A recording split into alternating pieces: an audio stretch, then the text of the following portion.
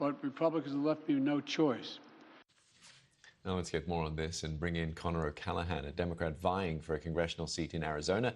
He is also a former resident on the Texas border, so it's some personal lived experience as well. Conor, we've heard from Mike Johnson. He has described this as window dressing, this new measures by Biden. Is this a political decision? How much of a political decision is this, I should ask you, with regard to President Biden, with the election looming in November? Yeah, so thanks so much for having me on, Steve. I don't think it's a political decision at all. I actually think in a lot of respects, it's sort of a sad day for our country and a sad day for our system that the president, as he said, had to go it alone on this issue. So I don't think it's political. I don't think this is a Democratic Party problem. I don't think it's a Republican Party problem. This is an American problem. We've had issues at the border for the better part of 2 decades. And in those 2 decades, we've had 3 really solid attempts at bipartisan immigration reform. And every single time the Republican Party has blocked those efforts. So as the president himself said, he had no choice but to go it alone on this. And I think he's absolutely right to do so. Well, separating the politics from the policies is very difficult in an election season. But if we look at the measures that are themselves, give us a bit more detail, if you can, about what you expect to see happening, given this sort of threshold number of 2,500. Yeah, so we haven't, I guess for it to turn off, it has to go below 1,500, which it hasn't been below 1,500 since 2020. So it's probably not something that's going to get turned off, so to speak, anytime soon. What's ironic with Speaker Johnson and other Republicans, jumping up and down saying, oh, this is a political stunt. A lot of what the president is doing is what was in the legislation that Donald Trump single-handedly killed. So look, anytime we can do something bipartisan, that's always better, as the president said.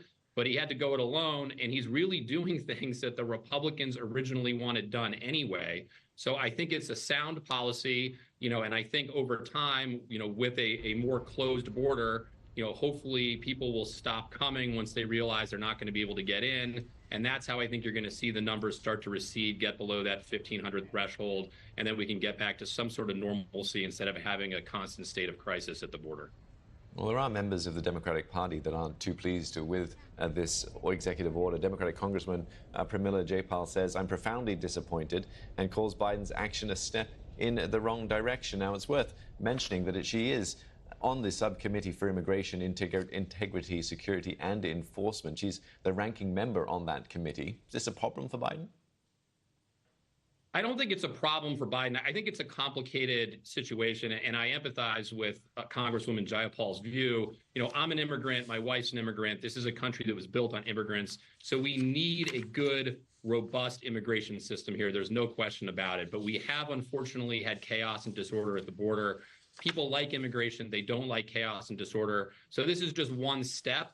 But we need to better secure the border. We need to work on our asylum process, make it faster, make it more streamlined, and we need to revamp our legal immigration system and also do something for the dreamers, for the folks that are already here, the 12 million people that Donald Trump is on record as saying he wants to round up and send back to where they came from. That rhetoric has no place in our society today, and that's why President Biden's taking a step in the right direction, and it's very important to make sure that he wins this November.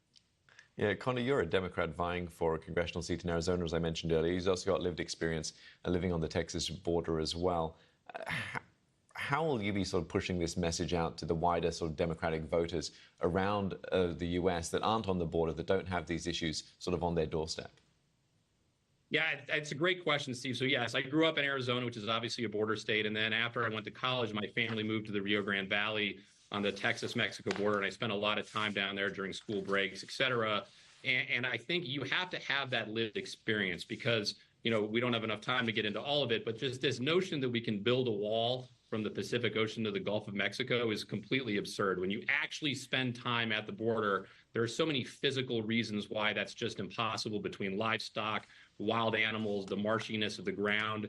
So, we have the technology. We can drone strike Iranian commanders from the sky. We can read satellites can read license plates. We have the technological know-how to have a secure virtual border. But as the president said, we need the will and the resolve to actually get it done. The Republicans have not shown that they have that will and resolve. So once again, unfortunately, the president for now has to go it alone. When we flip the House and keep the Senate in November, we'll be able to do something more comprehensive to finally address this issue once and for all. Conor, thank you very much for your time and your insight today. Conor O'Callaghan, Democrat, vying for a congressional seat in